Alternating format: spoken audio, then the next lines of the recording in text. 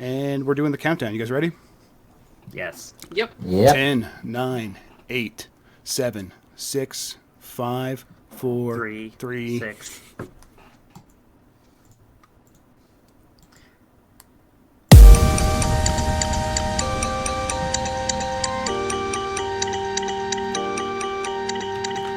It's the GamesBeat Decides podcast. It's the internet, and you're busy. We're doing this. I'm your host, Jeffrey Grubb. With me is Mike Minotti. Does this look like a visor? Do I look like Geordie LaForge if I put this magic band on my eyes? You look like a dork, so yeah. Okay. Yeah, completely. Also with me, Yeah. Dean Takahashi. I'm on the phone, man. Can you call me back later? Oh, Dean. Oh, God. Okay. No, this bit isn't going to work. And also with us is Willie Clark. Uh-huh. And I forgot to put Willie's picture in there. I asked him, I made him spend time to get the picture for me, and I completely forgot to put it in there. So I'm going to do that. Person. Yeah, I'm going to do that while he is saying hello to everybody.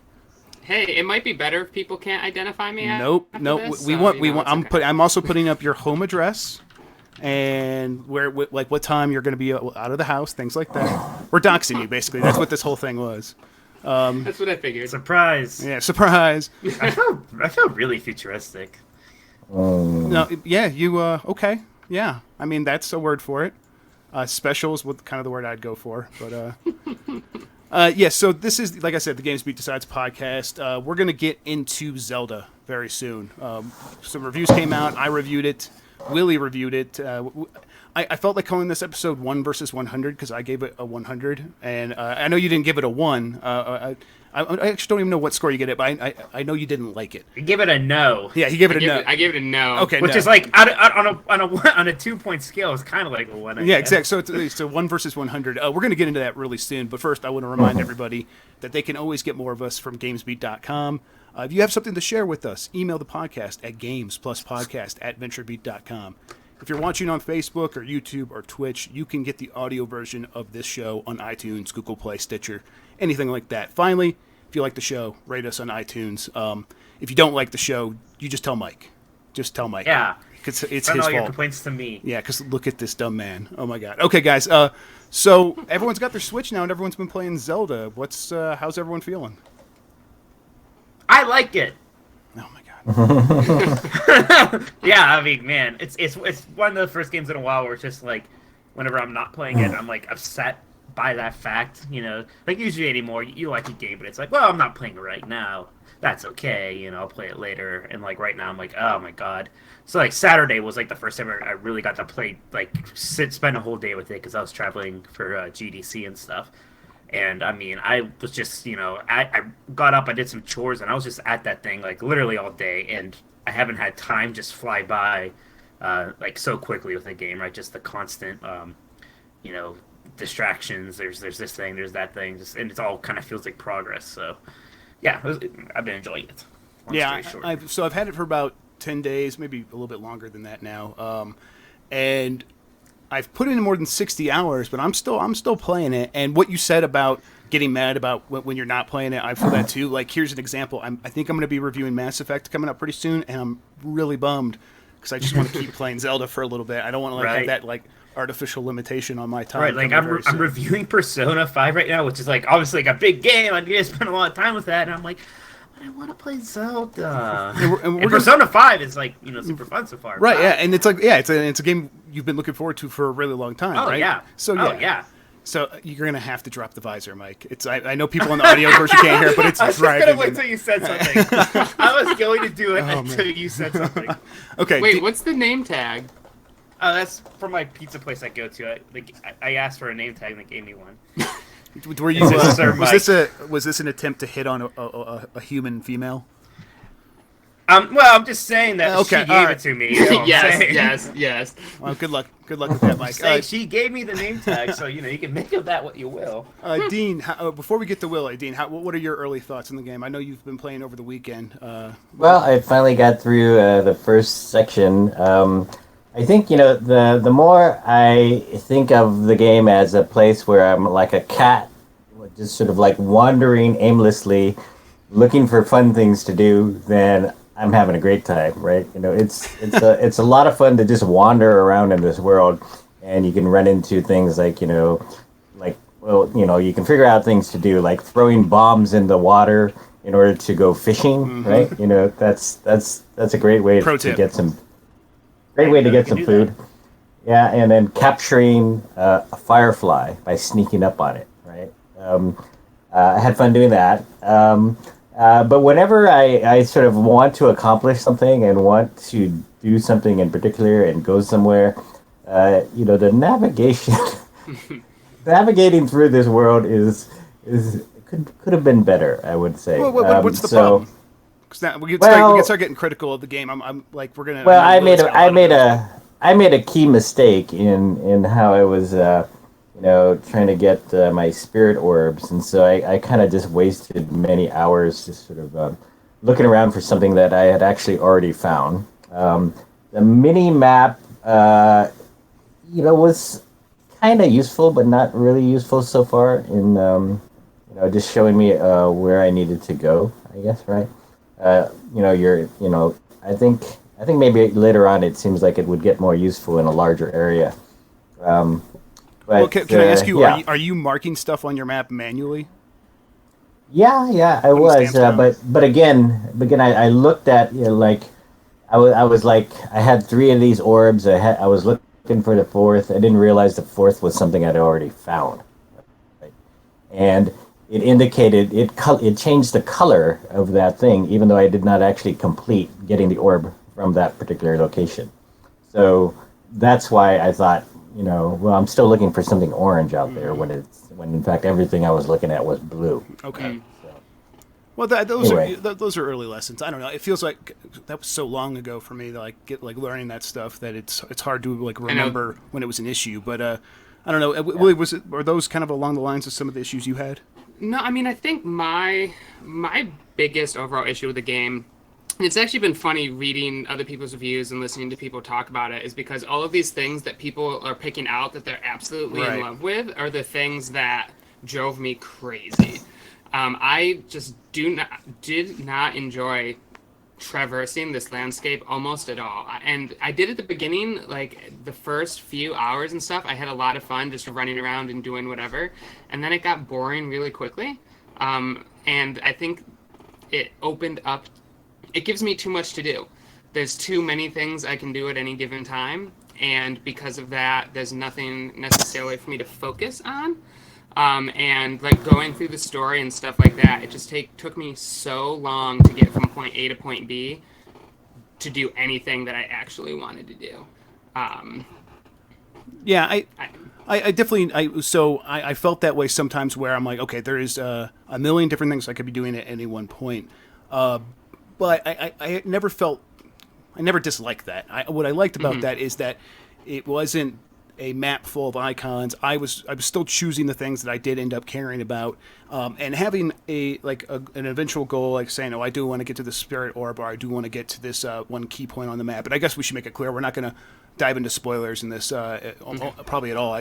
Dean and Mike are still pretty early on, but I will hurt you. Yes. So, but knowing I had this goal that's really far away, I want to get there, and then having a million things that do distract me between there, here and there, was something I don't know. I kind of ended up really loving. It was so dense. The world's so packed with things to do at any one moment that those distractions I ended up really appreciating because it made the world feel more alive, more dynamic, and it wasn't just a pixel on a map of bigger pixels walking to the third pixel. It was it was Link living in this world where anything could happen at any time.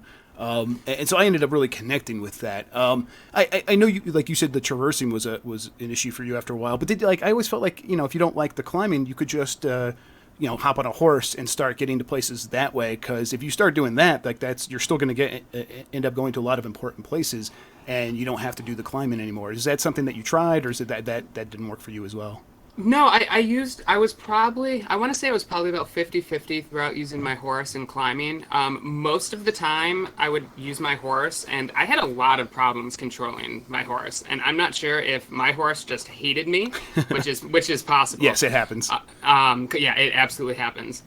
But a lot of the times, especially in anything that had any type of elevation, my horse, and I think it was just the edge detection on the horse, would get stuck, and I'd get stuck in this one point that was slightly rocky, surrounded by a whole bunch of areas, and like my horse wouldn't want to walk anywhere. And so eventually I'd use like the horse for my larger when I knew I was going, you know, if I was traveling for like an hour, a couple hours or something, then I'd pull out the horse. But for most of the discovering new terrain, I ended up doing that. You know, I was rock scrambling for that. But yeah, and I mean, I do obviously, you know, I've haven't said that much on this, but this is Zelda, one of my favorite series in gaming, and this is probably one of my least favorite, if not my least favorite, of the 3D games. With that, one of the things, you know, that you said, Jeff, that I do think the game does really well is there's a lot of side quests and there's a lot of different spokes off this wheel that you can go off on. And past Zelda games, like it's funny, we've gotten a chance to replay almost every single Zelda game in the gap between Skyward Sword and this.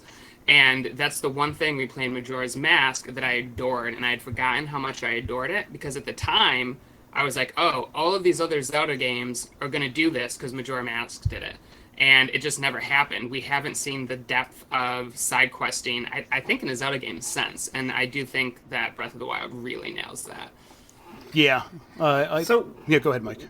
So, Willie, like, I know, like, you do really like the 3D Zelda games, and I'm there with you on that. And I think me and you are both kind of like Skyward Sword defenders sometimes. Like, some people don't like that.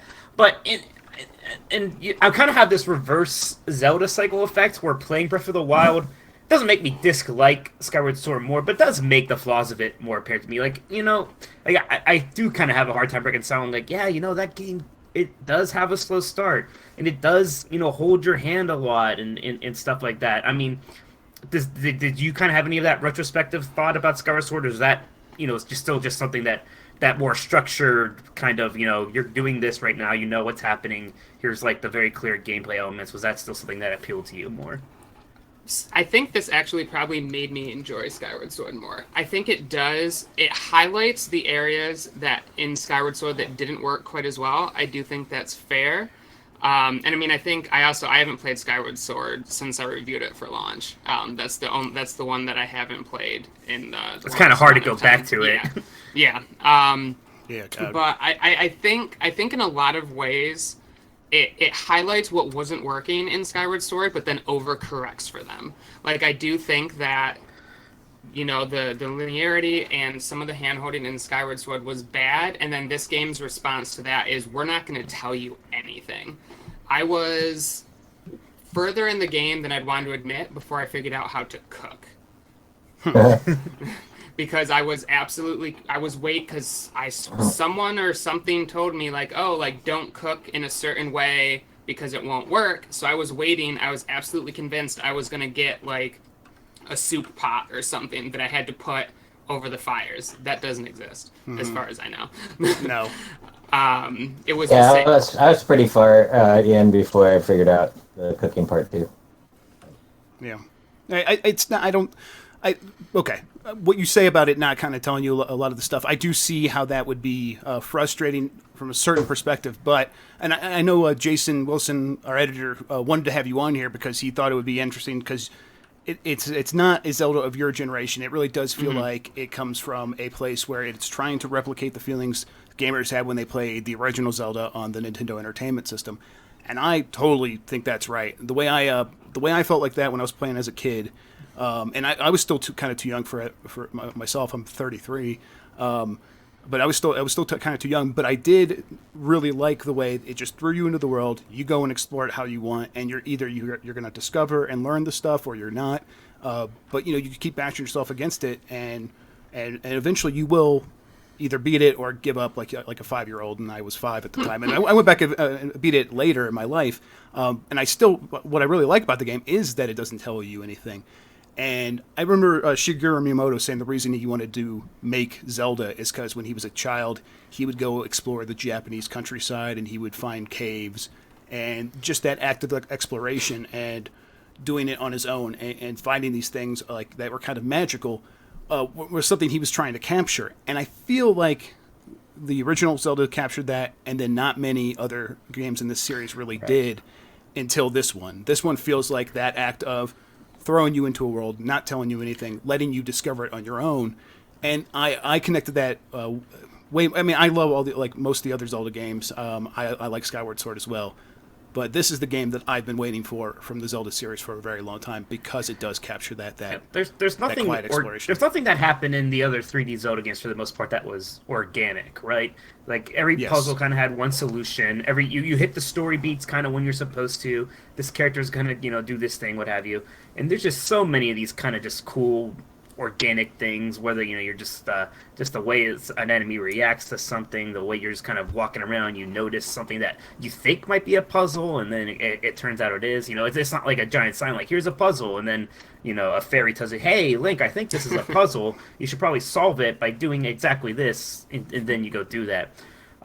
This just subjective if you like to traveling or not, but man, that has just been by far one of my favorite things. Just looking at a mountain and see like almost pathfinding in my head. Like, okay, I see a little cliff there, but I can get up to that cliff, or maybe I need to go to this other smaller mountain, jump off from there, and then I can get up that way. Yeah, and down. some of the best feelings I have is like that tense moment when my stamina is like kind of running out, Yeah, and I'm you like just barely get the almost cliff. there. Yeah, you get the right, ledge and I'm like, and you oh, pull I'm up just that gonna, last like, make second. it. I Right, do that and over then and over. I love that. and you just make it, and then just all these and I love that it's not like Far Cry where it is in a way where you go up to like a tower and then you get the map, but it doesn't like then fill the map like, okay, here's How where this smart side is quest that? is, God, here's that's where so that smart. side quest is. It's like, hey, you're high up, look around, see if there's something you want to do from there. Decide what you think looks cool and go to it, and that Right. like not And if only you does don't want that to, that's all right. Yeah, not only does that give you ownership over your experience, but it also forces the developers to create a world that looks interesting and would make you want to go to certain spots. So you could tell when you're up there and you're looking around, they're like, oh, clearly they knew I was going to be up here. They knew I was going to be looking around. They want me to go over here because look how cool that looks. Look how interesting it is. There's like stuff happening over there. It's like a grove of tropical trees with like a fog, and you can't really see what's happening in there. I need to go down there and find out what's happening for myself. So I'm going to throw down a marker, create my own waypoint icon, and I'll do it. I'll go figure it out. And it's like I found there are things like that were kind of either frustrating or interesting as far as like whether they were puzzles or not. Like when you first come upon the water. You look in, you see the fish, and you go, oh, I wish I had a fishing pole, but I don't have a fishing pole, so there's no way to get that fish. But then you could throw the bomb in and get the fish that way. Or there's a treasure at the bottom of the water, but you can't swim. And I'm going like, why can't you swim in this world? I want to be able to swim. I can swim across, but I can't swim down to go get the treasure. And then later on, sort of, I just realized, it's a puzzle because you can actually figure out how to move that treasure out of the lake, right? And so, at first, that's very frustrating, and it's frustrating when you run into things that are limitations of the world. But then it's fun when you find out, oh, wait, there is a puzzle that I can actually solve to get around this problem. Right, and that's always the tricky balancing act of a puzzle, right? Because it has to be just frustrating enough so that you don't solve it right away, and that there is some effort required to sort of come to a solution. And it's just the interesting thing about this game is that there are a lot of times multiple solutions based on the tools you have. Yeah, there's like an elegant solution, and then there's a million other like really like sort of something really forcing. Yeah, I was gonna say there's a lot. I feel like more so than in past Zelda games, there's a lot of puzzles you can just break. Yeah, but I think that I like that because the game is okay with you just breaking it. Like it doesn't. It's not afraid of like, oh my god, what happens if the player doesn't do it exactly like we designed it? They made a game that can support itself breaking in interesting ways, and then it still ends up working, and the player still ends up feeling satisfied. And not only that, they come away with their own stories and experiences where you're like, oh, I did it this really strange way. Here's how it happened, and it caused this weird thing to happen. And people come out and they tell those stories to one another, and it kind of makes the experience more memorable in its own way. I think the important thing here is just that, Zelda the series has kind of been in the shadow of Ocarina of Time for a while, and not so much that they can't make a game better than Ocarina of Time. I've enjoyed, some of the 3D games more than that. But they've all basically been doing that same thing in a way that we almost just kind of accepted, like, oh, this is what Zelda is. And I can understand, that's what you really, those were great games, and, maybe they could have just kept doing that. But I just love that they almost just kind of, like, took that away. They kept some things like Yeah. Z targeting and stuff like that. Yeah, I mean- but in the end of the day, it's just like, what if we like reimagine what a 3D Zelda should be like? Just all these interesting ideas about like the really low weapon durability, right? Like you're constantly having to get new weapons and stuff like that. Really? So you don't like that? I love that. No, it I love killed that. me. But That didn't you get over killed it? Like, me. I mean, because like right now, my and I actually can't find the Karok dude. I haven't found him since the first time I saw him, which is driving me mad. I went back and looked for him. the seed dudes. Yeah, Yeah. yeah. No, not the sea dude, the big sea dude. the that big you sea need dude to where you gift. traded in. Oh, okay, okay. So I've okay. only expanded my inventory a little bit, but I have my entire thing filled with awesome swords that take a really long time to break. And at this point, I'm like, okay, so this is I was supposed to get here eventually, where I just have an awesome arsenal that I can use for a really long time. And I'm not even thinking about the durability anymore. Oh, my sword broke. Wow, that's weird. I forgot that even happens.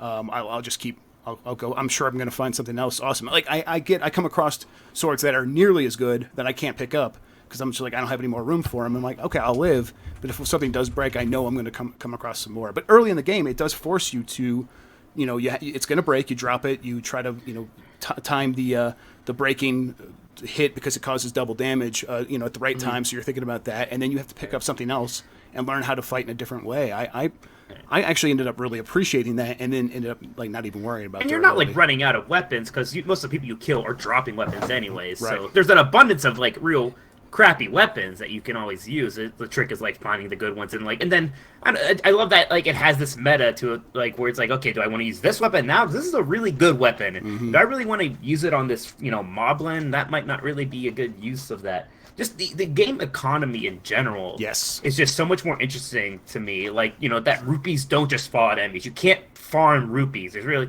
you can maybe farm for items and then sell them, I guess. Well, but I mean, that's a you're little different. but that's the part of the economy. You're going to look for important items for making good dishes that you could sell for a lot of money because they're worth more than the sum of Yeah, their even components. just like that arrows. Like arrows are like hard to come by, especially So early many on, arrows. and they're important. And I love Yeah. that. Like I'm not just like, well, I'm gonna just shoot a bunch of arrows and then cut some grass to get more. It's like, man, this arrow's important, and if I'm gonna shoot this thing, it better really count. But I remember shooting my last arrow at like a boar who was standing near a cliff, and I hit the boar. And then the boar goes over the cliff. Like, Like so long, meat.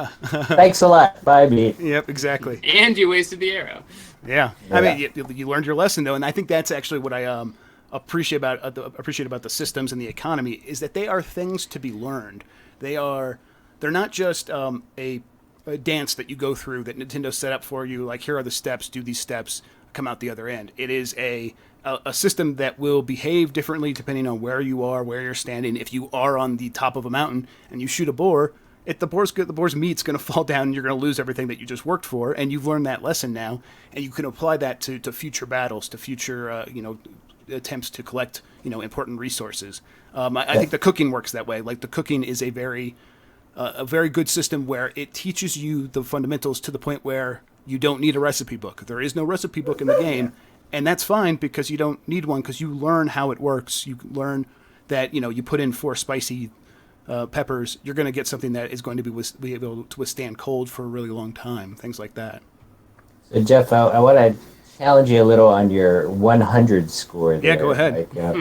Like, did you look back in time at all the other hundreds you've given and sort of conclude that this is better than those games, or like, is this game better than Grand Theft Auto 5?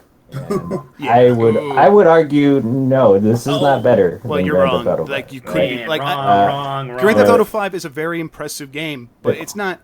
That is like the Skyward Sword of that series, where it is continuing to do the same thing. Is it better than The Last of Us? Yes. Better than all of the Uncharted games? Yes. It's the best game Nintendo's ever made. Jeff, I said that in my you're- review. It is the best game Nintendo's ever made, and I really think that's true. And I'm not far long left, but I agree with Jeff where I don't just think this is a really good game. I think this is a kind of a It's a touchstone. transformative thing. Yeah. I think it's a touchstone. I think when you ask what the 3 most important Zelda games are, I think you're gonna have to say Legend of Zelda, Ocarina of Time, and then Breath of the Wild. I think this is, and I think like those games where you saw a lot of people starting to pick up on those things. Like nobody was like no other developers were like inspired by Skyward Sword, right? Nobody was like doing things that Skyward Sword did. People are going to be doing the things that Breath of the Wild is doing in their This games. game is going to give confidence to developers who are thinking systems-based games like Far Cry 2 are out there and they can't really work the way we want them to, and they turn a lot of people off. And Nintendo says, actually, no, they can work. You can make a game that is huge, like Skyrim and Fallout, and it still is functional. It's still beautiful. It still can attract a more casual user because it's going to be so approachable in so many different ways. It's going to give people the confidence to do these kinds of games in a way that we haven't seen before. Do you think that's true though? Do you think that people, like I'm thinking atypical Nintendo fans here, or Nintendo fans who, like, I feel like Zelda as a series skews more hardcore than the rest of Nintendo's franchises. I think that's probably right. So do you think that if this was a Nintendo game that didn't have Zelda attached to it, do you think it would still be drawing people in? Do you think people would still be as interested in this idea of an open world if it wasn't a Zelda game? I mean, so I think you take away Zelda and people won't be as interested. It does have a certain, not just cachet, but it implies something about what Nintendo's trying to do when a game like this has the name Zelda on it. But yes, I think regardless, even if it wasn't a Zelda game, to present an open world that works like this, I think just the idea of like not filling your map full of icons, where a game has confidence enough in the player to say, "Here's our world. You get to decide like what's important to you in this world." That's something that I think Ubisoft and Rockstar, they don't have the confidence in themselves to do that kind of thing. They still feel they need to have a guided experience even when it's an open world. This is much more living. It's much more dynamic, and in that way, it just feels like a game that does something that I think a lot of people assumed wasn't possible. It's important that it's not just that this game is the one that's like, okay, let's ease back on hand holding. It's the fact that it's a Nintendo game. Nintendo, the king of hand holding, right, is the one that's like, yeah, maybe that's not such a great idea. Yeah, maybe we're. I think what's important about the game for sure is that it's going to sell a lot of consoles, right? And I think if you're going to have just one game available at launch, then this is the right one, right? And I was playing it with my 13-year-old kid, and she's never played any Zelda games before, and she was actually sustaining her interest in it, and so it has it's not hardcore to the degree that it doesn't have mass appeal. It really has a lot of mass appeal. I mean, it's hardcore in the same way that hugely successful games like Skyrim are hardcore. But Skyrim has a whole breadth of player types, people that can approach it and really like playing in its world because they can sort of do whatever they want to a certain point. And I think this game is even more free. Yeah, and I think all you have to do is look back at the launch of the HTC Vive and Oculus, and everybody was going like, okay, where's my killer app? Where's the thing that is really going to make me want to come back to this? And the good thing for Nintendo is that they've got something that people are going to play. Yeah, and I don't know. I just think that the way it works, the way it's not just like you're going to do a bunch of different mini games inside of this open world. It's an open world where you do stumble across things that are happening, whether or not you're there or not. That like Dean, you brought up Grand Theft Auto 5. Grand Theft Auto 5 is you call up, different characters, or you go to the icons on the map, and it triggers something that you then get to experience. A race, or a bunch of other, various kinds of games set up like that inside of this larger game. Zelda, you can walk across the world, and it's almost never like you're in a spot that is the middle of nowhere. I use this in the review. It's like Minecraft in that you always want to see what's on the other side of the hill. But on the other side of the hill, it's not a Grand Theft Auto race that's set up by the developer, and it's not an algorithmic accident. It is this Nintendo design that is just happening inside the world naturally that really makes exploration feel very rewarding in a way that's different than any of these other games. It is something different. I think that's one of the reasons it got 100 for me. Also, Grand Theft Auto lame. Tell us how you really feel. I mean, I don't know. That's just like, there's that, like, because that was the Grand last Theft game Auto that 5 was had a this. very compelling set of characters and story. I mean, It's just you like know, not in my this thing. case, you know, it's like you're playing characters you already know from games that you've played in the past, and there's nothing new or different So about them. you, yeah, but you're not at that point where you're kind of meeting those some of the more interesting characters. I think Yeah, once the you meet at characters the in this larger game cities, are very and they are good. memorable, and I like Oof. them. They're my some of these people are my bros, man. Yeah, I mean, I feel very strongly about Willie, the characters in this but game. I know, yeah. So, because I know you also like didn't like the story, which we can't really talk about. Yeah, well, let's Yeah, talk about it's- it in broad strokes. In broad strokes. Yeah, go ahead, Willie. What did you think? Well, so I wanna make one point on what we've kind of been circling around here. Yeah, go ahead. And I think it's interesting because just from listening to you guys talk about it, and this is something that I've kind of had in my feeling too, is I feel like in a lot of ways this feels like one of the least Nintendo games Nintendo's ever made. I think especially in terms of how they do stuff in the Zelda series, games are they're very tutorial driven, they're very handholdy, and I think they broke a lot of the rules that they've held sacred, for better or for worse, in game design with this. Yeah. And I think it's that depending on who you are, I think some people who have been waiting for Nintendo to do some of these things are going to be really, really excited about it. And then I'm sitting here going like, where's X, Y, and Z that I grew up playing in Zelda with?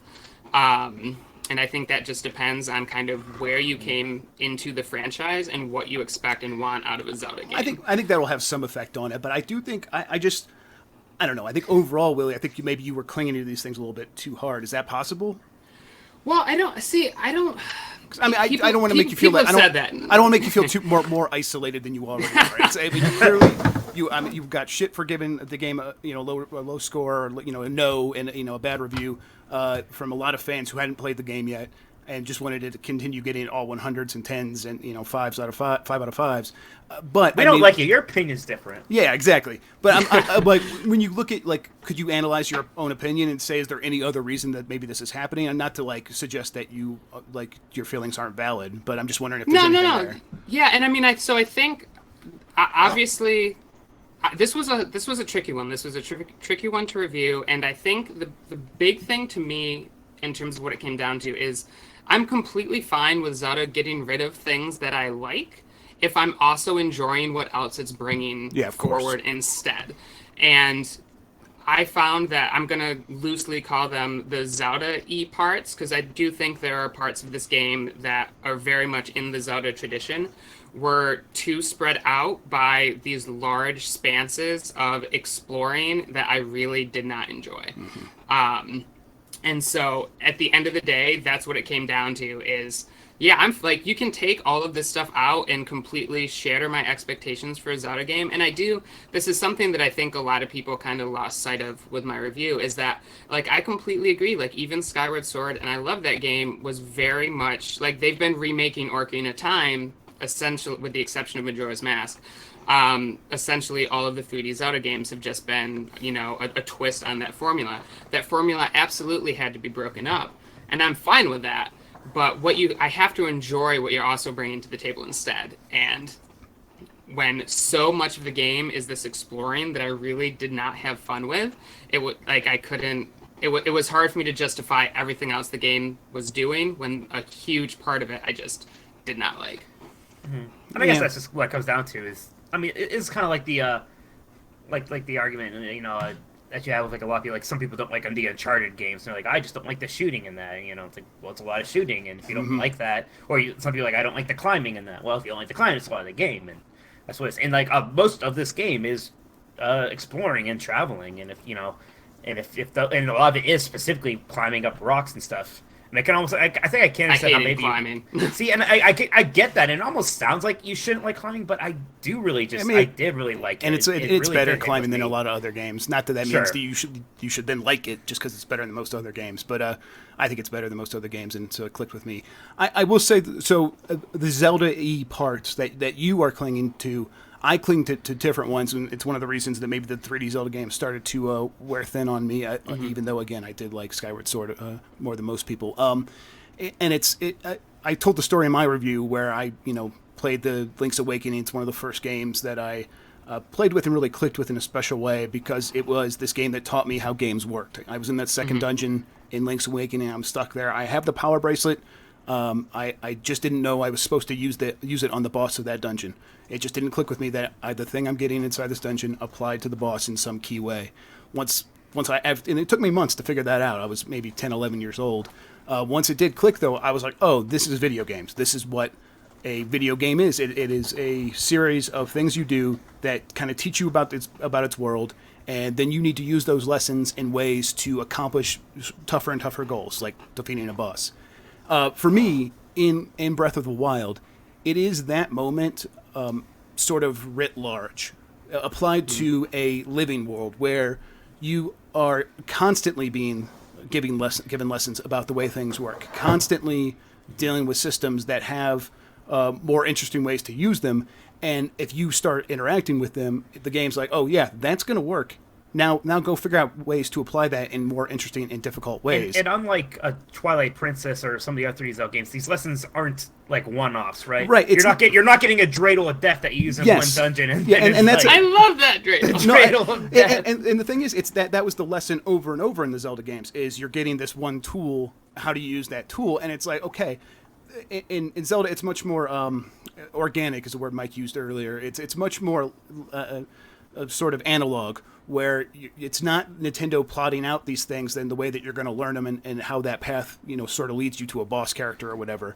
It is just these systems that you learn, like cooking, like how to physics, how to hunt, the physics of the world, exactly, and being able to apply those in ways that sort of help you on your quest. And that was the Zelda-y part that I was super excited to still find in this game, and it's what made me say, oh, this is still very much a Zelda. That, of course, comes from me playing a Game Boy game in fifth grade, and I'm, like I said, I'm 33. That was like 20 years ago. So yeah, like I can imagine that that's not Zelda-y to you. So I can see where you're coming from still. I've kind of one big other thought on this, guys, but I'm wondering and it's going to be kind of a shift. So I want to give you guys a chance to touch on any other parts before we do that. No? Well, I guess just kind of wrap up how I'm feeling so far. Yeah, please. Yeah, but that's a good idea. How far are you? How far are you, Mike? I would say about like a fourth of the way through the quote-unquote main quest. Okay. So, and I've explored most of like the eastern half of the map, and I mean, I'm like hours-wise, probably about 20 hours or so in. So I think I have a pretty good feel for the game right now, and I think my feelings are a lot in line with Jeff's, where this is kind of how I would like Zelda to be. Like the exploration aspect has, like the parts that I've always liked are the puzzles and the exploration, and I think those are the two things that are great here. Like each shrine is basically like a dungeon room, right, with its own interesting, unique puzzle. And unlike in maybe some of the dungeons, like the way the designs had fallen back before, where the puzzles was usually like, yeah, here's that item you got in this dungeon, and now do the puzzle, right? Whereas each of these rooms can usually be a little bit more interesting than that.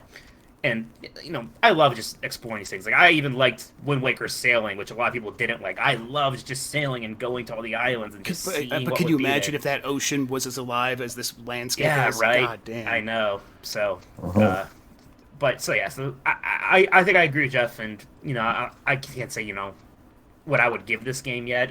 It's still a little bit away, but I think 100 seems really reasonable to me. I think it actually is not just good, but important. Dean, any sort of final thoughts from you from where you're standing? Well, it does seem to me that they're kind of late to the party with the open world thing, and they're really just almost beginning to learn what some of the other companies have learned in this space for quite a long time. I mean, Dean, there is no Uncharted game coming out this year that you need to try to protect for Game of the Year. 5 Grand Theft Autos in, Rockstar does this better, right? No, I don't think they do. I think that they will this have is the two. best They will have two played. Red Dead Redemptions in. I will bet you that Red Dead Redemption 2 is going to be better than this game. I bet you it's going to be a lot more like a Rockstar game. Yeah. Rockstar games are good. So, I think that we're kind of in the middle of a hype fest that Nintendo goes to open worlds and makes people feel like, this is the first open world I've ever played. It's amazing, right? When in fact, these things have been done before, right? So, not like this, not this well. I look at the lake and I go like, okay, that lake doesn't look very good, right? Like there's like no indication, like, I go swimming in a lake, right? And then all of a sudden I run out of breath and I die in it, even though my head is sticking out of the water. No, you got tired. Why is that? So I got too tired. Your stamina meter, the thing that's like big green right in the middle of the screen. Yeah, I know that. But why would you make a game where you could die drowning when your head is sticking out of the water? You're not dying of drowning. This is Nintendo, right? They could have animated that in some kind of better way. This is a very minor.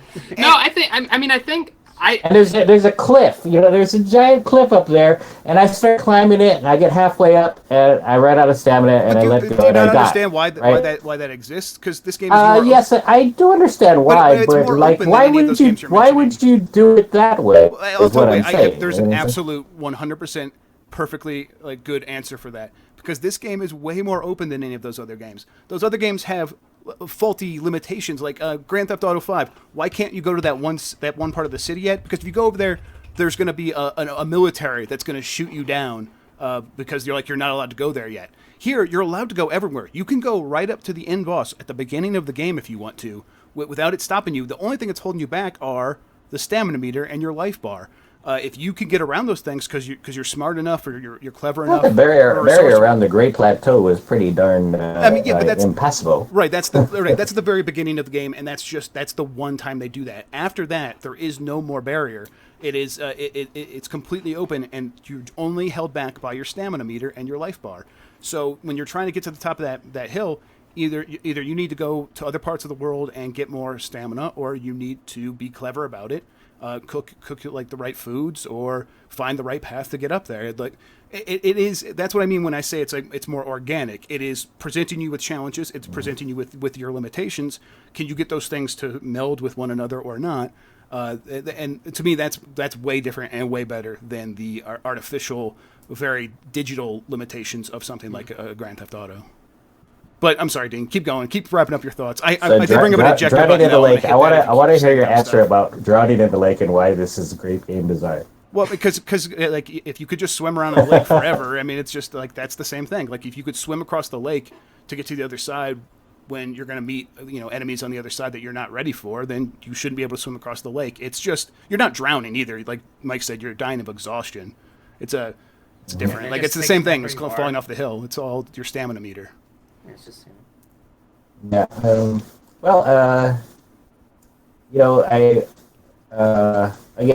I do like parts of this. Like I said, me and my 13-year-old, we are having fun running around in this world like cats, right? Just sort of discovering things and finding things and doing things, and that's great. I mean, so far, I think I can enjoy it more for that reason. Than running around the world with intention of doing something. Right? If I want to do something deliberately, it seems in this game I get frustrated. Right? That makes sense. And Willie, you want to wrap up your thoughts and kind of where you're at now with this game? Yeah, I mean, I think a lot of what Dean's saying is reflecting how I felt continually over the course of the game and even finishing it up. Like hold on. Okay, no, this isn't a spoiler. I finished the game with my stamina meter exactly the same as it was at the beginning. Right. Can I ask if you were you supplementing with like meals and cooked meals or anything like that? I'm trying to be careful of spoilers here. I mean, people know that elixirs and stuff like that can. Yeah, but it's not the elixirs, and I'm not sure if you found it either. Okay. All right. Understood. I got it. But so I'll leave it at that. But I think for a game that's so based around exploration, to have the exploration be so limiting was continually a frustrating factor. And a lot of people have said that, well, it's so you can't get to certain areas, but I don't know. Like, you can do the game in pretty much any order you want. You know, like you said, you can go right up to the boss. So I don't see what having that stamina limitation really does. I get the It forces parts, you to be like, creative. yeah. That's what it is. It forces you to interact with the systems. If you could just swim across the lake without drowning, without getting exhausted, then what point do you have to mess around with the cooking? Or what point is there to expand your stamina meter? And the ways you expand your stamina meter, you have to go to these challenge dungeons to find these spirit orbs. It forces you around. It forces you into different parts of the world. I find that to be more interesting. It reminds me more of actual the way the world works. You know, you have your capabilities, you interact with the world, and you come up against things, and you either have to get better at them or be creative to succeed. Yeah, I mean, I think so. To pull everything together, and like what Dean was saying with like other open world games that will probably end up being better. The thing that I found really surprising is Xenoblade X, which, you know, wasn't Nintendo proper, but they also, you know, Monolith also helped on this game. I thought Xenoblade X was a better open world game that That's Nintendo one I haven't played, so I can't. That Nintendo also released, and I feel like they didn't pull quite as much from one of their own games that, you know, another studio made for them as they should have. And yeah, I mean, I think the best thing I can say is, like, obviously, yeah, I got a lot of feedback out of the review, but the thing that I thought was really interesting and which made me feel like I did my job well is I actually got feedback from people saying, like, I hate Zelda now, but I read your review and it makes me excited to play the game. Yes. because now I know they're doing things that aren't Zelda. Now I know, you know, they're doing things that I like, and I think that for a lot of people who have either gotten sick of the 3D Zeldas or never played them, I think a lot of people are really, really going to enjoy this game. Zelda fans, I think it's just going to come down to what you enjoy in a Zelda game. Right. And I feel that, like I said, I feel that the open world and exploring elements, like a game like Xenoblade does better, and I feel most of the, you know, the dungeons and the Zelda-y sections, I'm being vague as possible here, I feel like other Zelda games have done better. So it's a mix of all of these things that other places have done better that never really, I don't know, it didn't win me over. No, yeah. And I wish it did. I wish it did. Of course, yeah, of course you want to like it. But yeah, I that's why I think I'm happy we had you on here, because I do think your review and your as much films... fun as the Mike and Jeff echo chamber of "This is 100." Yeah, exactly. Yeah, would have been. Yeah, it's kind of good to get that. Yeah, have these very different perspectives of, like, even like, and like you said, even when you explain why you don't like it, it is going to, you know, it's going to register with some people in ways that they say, oh yeah, that might be me instead. And that's fine. Yeah, totally. Yeah, for some reason, people thought I was going to care, and I was like, no, that's fine. Like, people, like, other people are going to like this game for different reasons. Like, that's how this works. I think like, one last question for you, Willie, and then we'll move on to this last topic. That'll be pretty quick, I promise, guys. I remember we were at E3, and you saw, like, the bigger reveal there for the Wii U version, and I know you didn't like it then. What changed between then and now in terms of, like, your expectations and what the game actually delivered? Or was it kind of exactly what you were fearing and expecting? It was pretty much exactly what I've been afraid of all along. Okay. I played it one more time. So let's see, I played it at E3, and then I also played it at the Switch event in January. And the Switch event, coming out of that, I'm not really sure why. I was actually more hopeful for the game than I was coming out of E3. I think I had some time to process what they were doing and what they were doing differently. Because it was the Switch demo was the exact same demo I played at E3. But I had a lot more fun just running around. Like, I lit a stick on fire, I was burning stuff down, and I think that's a lot of the reason people really like Breath of the Wild is it is this giant sandbox, and you can do a lot of different weird things in it. And I think that for people that just enjoy running around in a game and doing whatever they want, they're going to love this game. I need a slight bit more structure and grounding and rationale for what I'm doing, and I never felt like this game really provided that. To lean back, because I know I'm leaning heavily on this, but back with, like, Xenoblade X, the whole point of that game was literally, like, story driven. You're exploring this planet because you don't know what's on it, and there are aliens that are trying to kill you, and your planet just got destroyed. So the exploration was like cooked into the narrative, and there was a reason for everything you were doing. Here, I never felt at any moment exploring or interacting with anybody that it revealed anything to me about Link or about the larger adventure or really anything of importance to what was going on. And yeah, so it was what I was afraid of. Like, I remember when they said, like, oh, you can go straight to Ganon, you can go straight to the castle at the end as soon as you start the game. And when they said that at E3, I was like, well, does that mean everything else is going to be inconsequential? And I don't want to entirely say that, but I think that my fears from the beginning were very reflective in the final product, yeah. And I think that was, for me, the excitement was I'll get to decide what's important to me, and I think this is just where we're different people. Like, I'll get to decide in this game the things that reflect what's important to me, and that's what's important to Link, because the Link as a character is only so much, but my connection to Link and what my actions with Link say about me are more important. And I think that's where I was excited, and I could see where the people who do need that narrative on the other side and those reasons for doing a thing were disappointed. I need a carrot. I need a carrot. Exactly, yeah. So I think what we learned here is that I'm right, Willie's wrong. Dean is just Dean. God damn it, Dean. We're gonna have another fun game of Red the year. Dead Redemption 2. I know, yeah. I'm already like thinking like, oh god, game of the year. But okay, so we'll get to that. Wait, when we get you to didn't that. say if I'm wrong. Well, you're right?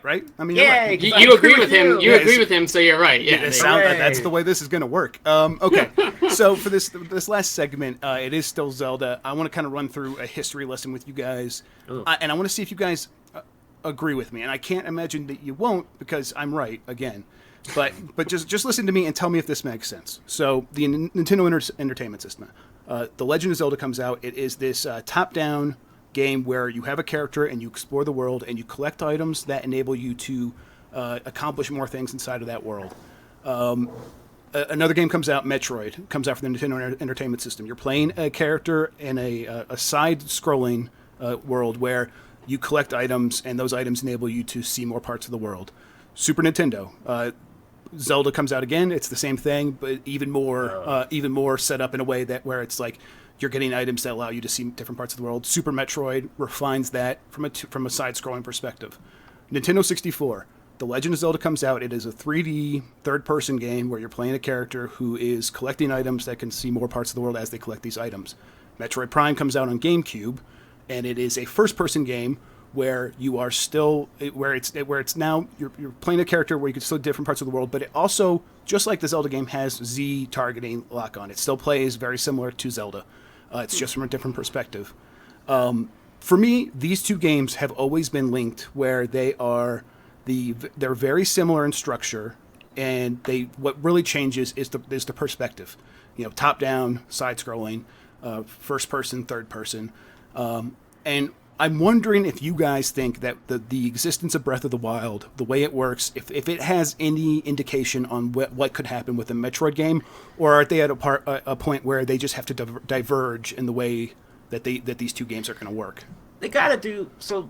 There's gotta be something cooking with Metroid, right? Because Does there have to be? Yes, there does. Here's what I think. You already throw out Zelda, you throw out Mario in year one, right? Mm-hmm. You don't want that Wii U situation where in year 3 or whatever, your tentpole game is Star Fox. Yeah, right? but also there's only so many series that you can release a game and people are going to get relatively excited. And I know, sales-wise, Metroid isn't up there with a Zelda or a Mario. But who does it sell to? It's the same people that Nintendo say that they are trying to go after with Mario. They're like, we want this Mario to be, they want this Mario to be more hardcore and more difficult, and this Zelda game is difficult and much more, I think, aimed at the hardcore. There's no hand-holding. I think the people that Nintendo are trying to sell console games to are the people who do buy Metroid games.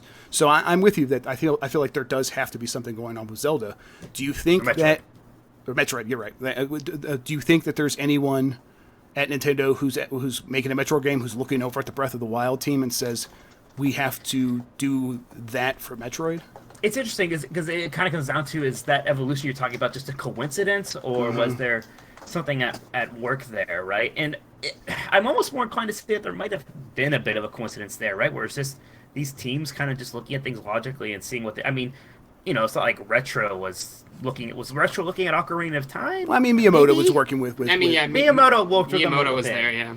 But was I think Miyamoto he's the reason- doing when he was there? Was he saying, "Hey, look at what we did with Ocarina Well, of Time"? I think he's which like, look at how Z targeting works. Could that work Sure. for your game? And I think that's kind of what happens there. Now, if you're saying what I like, a more open kind of like third-person Metroid game on like an alien planet kind of thing, yes, please. And you think that Sign could? me up. You think that could work and still be Metroid? It'll be interesting. Well, it's interesting because the Metroid games have had the transition from Metroid to 2D to 3D was actually more literal in some ways, right? Like Metroid Prime is still a lot like Metroid 1. Even Metroid Other M was still kind of a lot like Metroid 1. So it would actually be more of a departure even for that series to kind of take some Breath of the Wild isms in it. But at the same time, you kind of look at Metroid and say, well, what do you do now? And it is kind of like with Zelda in that respect, where it is time to maybe rethink things and not just do things because that's the way we've been doing them forever. I think maybe if nothing else, that's the lesson that they should take, is this idea that it is okay to be not be very handholdy, which the Metroid games have always been pretty good about, Yeah, right? they've steered away from that. Yeah. Yeah, it's like, Other M maybe notwithstanding, which most people, it's kind of an outlier in general, right? Like you didn't even bring it up in your little history lesson. That's right. So there's that lesson, and then there's this idea that it's okay to rethink conventions. Does it need to literally be a third-person giant open world thing? Maybe not. Maybe something like that. But yeah, I think, I love Metroid. I hope there's a new Metroid coming. Is basically my thing, and the idea that it could be as good as this makes me excited. How about you? I would love it. I would love it if they just put more of that attention into some brand new intellectual property. Yeah, they took the Breath of the Wild thing and No. applied it to something new, but Star Tropics 3 is what they need to apply it to. that could work, actually. Yeah. Oh, God. Okay, well, we're going to let Mike fanboy about that. Willie, do you have any thoughts about this? I honestly, I don't know. I'm not entirely convinced that they know what to do with Metroid at this point. And I think Other M I know people hated Other M, and this probably is not the time to say it since I didn't like Breath of the Wild. But I enjoyed Mother M more than most people did, I think. I actually defended Other M. I actually liked it when it came out too. Yeah, I mean, it did some, like, it wasn't great. I liked the return to 2D, and I actually think that with Metroid, and I could be wrong about this, I think you're right. They kind of have a decision they have to make, which is, what are we going to do with Metroid now that this is what Zelda looks like? And I think the answer to that is either, well, we could give it to Retro and do another shooter, which is possible, but that's not really, like, they've done that before.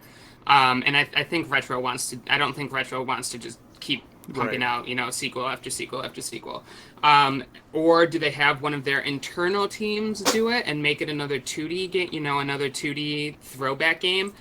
That I think is the more likely scenario for Metroid. That does seem like it's very possible where they just, since Metroid doesn't appeal in Japan. I know, why haven't they just made like a bunch of those like Castlevania games? Like they had like to make that Metroid Federation Force. That was really important. Yeah. I mean, honestly, I think what they really should do is there are so many phenomenal indie teams that are making Metroid games that are better than Metroid is now, that I think they really just need to license it out. I don't know if they know what to do with the brand internally anymore. Get that Ori or Owlboy team on Metroid, man. Yeah. Yeah, I mean, that Super Mario Maker thing going.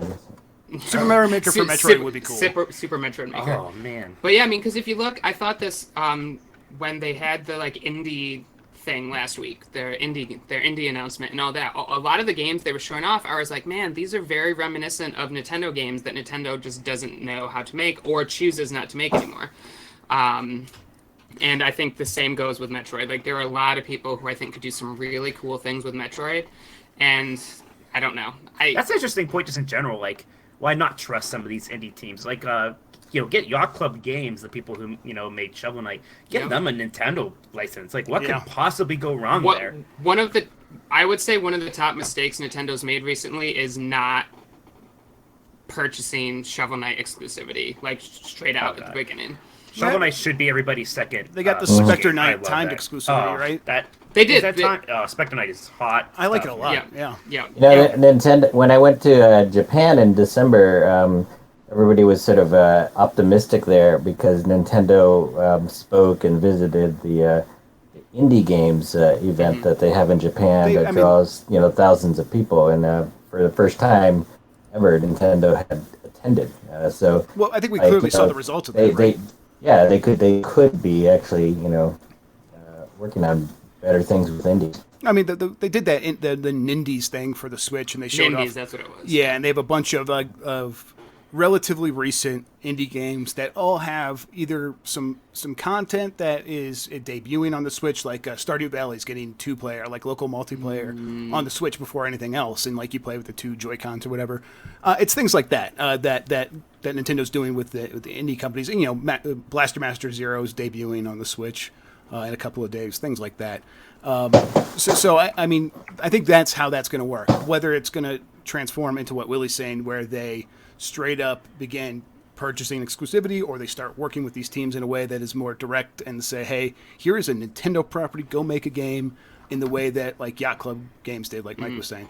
I don't think that's going to... I would like to. I think that's really what they have to do in order to succeed with this in the long run. Yeah, I mean, who the wouldn't go Switch, that is, yeah. Who wouldn't go crazy for like a 16-bit throwback Metroid game? Yeah, or even like a championship, Pac-Man Championship Edition DX sort of like hyper realized version of these old games. Like give something to Click Lock Talk or whatever the guys that made like it's even see Pac-Man Sega 256. doing a little bit with Sonic Mania, right? Like that's a great point. And Exactly. I looked at that a bit at GDC, and that game is going to make so many people happy. It's great. That's going to be just fantastic, and there's going to be a lot of positive stuff coming from that. And the I dude think. that's making that is that guy that has worked in is it the Sega emulation scene, or is it Right, or yeah, is it like the he was the modded guy who games? basically like cracked the code to Yeah. get Sonic CD ported. which Yes, was very exactly, like difficult. Christian Whitehead, and he but Sega's like, here, come help us make this game, and Right. he's working on it directly, and I think that reflects in the end product.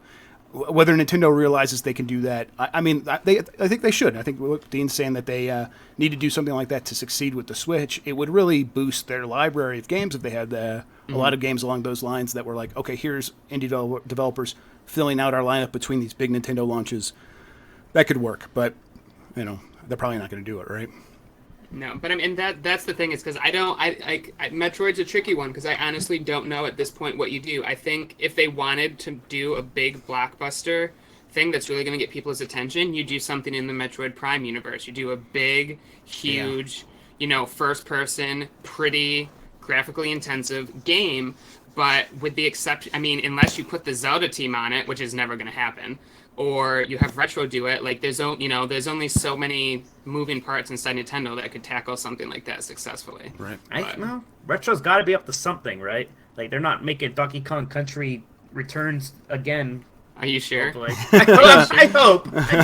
I mean, everyone loves loves those Tropical games. Freeze. Yeah. I They're love good Tropical games. Freeze. I was a little down on Tropical Freeze. Yeah. All right. Well, Just a smidge down on it, but it was fun. all right. Well, Mike's wrong about that one, so now we can end the podcast. Fair enough. All right, fair enough. Why don't we start with you, Willie? Why don't you tell everyone where they can find you on the internet now that we're wrapping up the show? Oh yeah, sure. So I freelance all over the place. You can find me on Twitter at _Willie Clark. And yeah, I freelance for you guys. My super popular, everyone's favorite Zelda review was over at Zam.